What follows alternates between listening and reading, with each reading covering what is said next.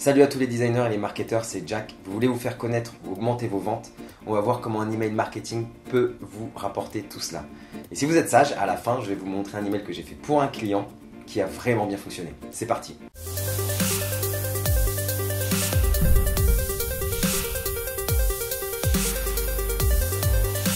Alors il existe une multitude de leviers marketing et digitaux qui vont vous permettre d'augmenter vos ventes et votre visibilité, mais celui qui dure et perdure dans le temps, c'est l'email marketing. Pourquoi? Car bien travaillé et ciblé, il va vous permettre d'augmenter votre retour sur investissement. C'est-à-dire qu'avec un investissement minimum, cet email va vous permettre de prospecter pour trouver de nouveaux clients et ou asseoir votre image de marque et ou fidéliser vos clients actuels. Alors en premier lieu, il faut définir votre objectif.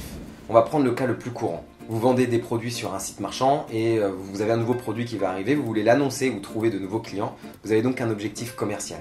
Ensuite, vous allez définir précisément votre cible. Vous n'allez pas vous adresser de la même manière à une personne qui a 20 ans comme une personne qui en a 40. Tout simplement, la capacité d'investissement ou de dépense de ces gens-là n'est pas du tout la même.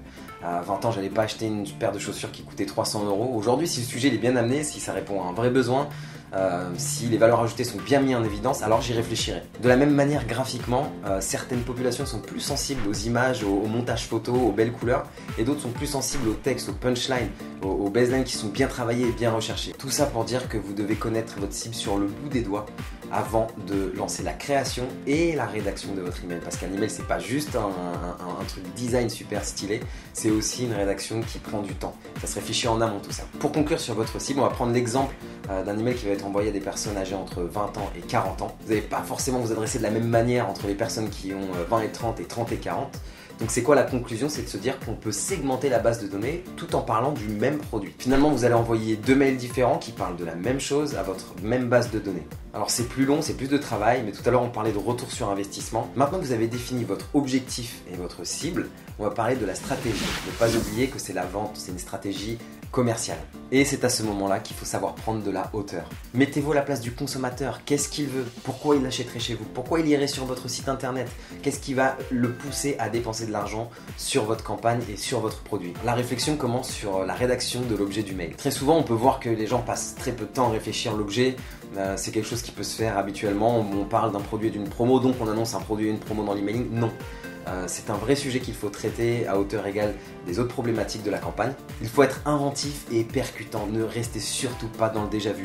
Prenez tous vos emails, regardez tout ce qui se fait et ne faites surtout pas ça, faites vraiment l'inverse. Le but c'est d'être mystérieux pour provoquer la curiosité. Alors on va prendre un exemple.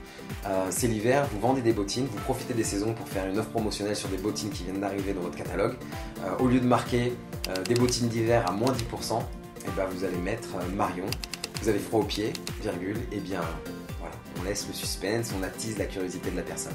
Donc voilà, on vient de parler d'une promotion. Une promotion c'est vraiment très bien, mais un code promo c'est mieux. Un code promo personnalisé c'est encore mieux. Donc n'hésitez pas à faire cela. Ensuite, un paramètre super important, l'heure à laquelle vous allez envoyer votre email. C'est vraiment plus que primordial. 9 h, on arrive au boulot, on vient de passer 40 minutes dans les transports en commun ou dans sa voiture. On n'a qu'une envie, c'est d'aller s'installer à son bureau et de travailler. Donc c'est pas vraiment le bon moment.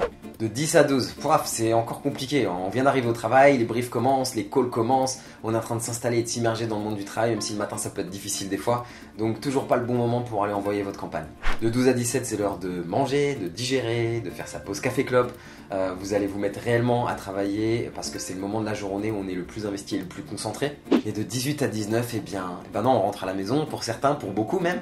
Donc on est dans les transports ou dans la voiture. Qu'une envie, c'est de rentrer le plus vite possible à la maison et de se poser. Mais après, c'est le bon timing. On est rentré à la maison, on est reposé, on est calme, on est serein. On a passé une journée difficile ou pas et on veut se reposer, décompresser et se divertir. Donc on va checker nos mails, nos réseaux sociaux. C'est le moment où on passe le plus de temps en fait connecté avec nos tablettes, nos ordinateurs et nos téléphones.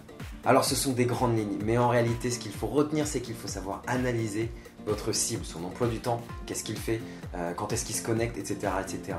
L'analyse de l'emploi du temps de sa cible, aussi très important. Finalement, le travail en amont, il est presque plus important que la création d'emailing. Alors pour l'exemple qui va suivre, j'ai réalisé un emailing pour une marque qui s'appelle Buster Bros.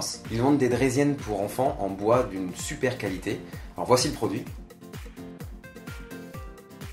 L'emailing va annoncer la sortie de ce produit à sa base de données client actuelle et à la base de données qu'il va louer. Alors j'ai listé avec le client les valeurs ajoutées du produit, qu'elles soient techniques ou esthétiques, et je lui ai demandé qu'on fasse une offre promotionnelle pour le lancement de ce produit, un pourcentage de réduction avec un code promo que je vous ai parlé tout à l'heure. Je vous montre la création et on en parle juste après. Le document fait 700 pixels de large, c'est optimal pour la lecture sur beaucoup d'écrans. Le but dans un email commercial, ce n'est pas de mettre toutes les informations sur le produit, il faut rester succinct et garder uniquement les informations importantes que vous souhaitez montrer pour vendre. D'où la création un peu épurée de l'emailing. J'ai récupéré les 2 codes couleurs de la charte graphique et j'ai souhaité présenter le produit en première lecture dès l'ouverture du mail.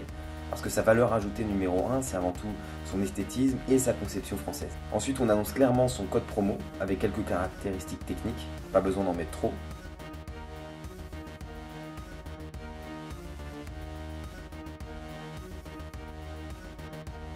Et pour finir, dans le footer, on met les mentions obligatoires, RGPD, le désabonnement, la lecture du mail online et les informations de la société.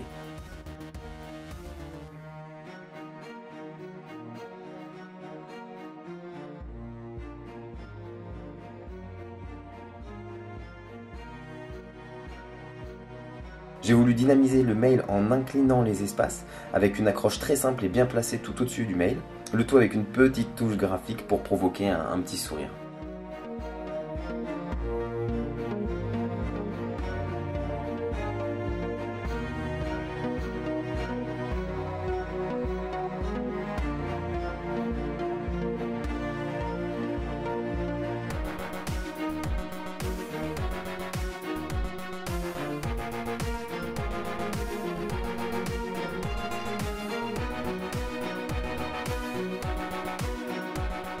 Ok, bien la vidéo est terminée, j'espère que ça vous a plu et que vous avez appris des choses.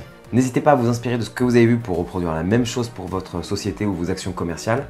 Un grand merci à Web Marketing & Com, n'hésitez pas à aller voir ce qu'ils font, tous les liens sont dans la description, c'est vraiment enrichissant. Et sur ce, je vous souhaite une bonne fin de journée et je vous dis à la prochaine. Ciao, bye.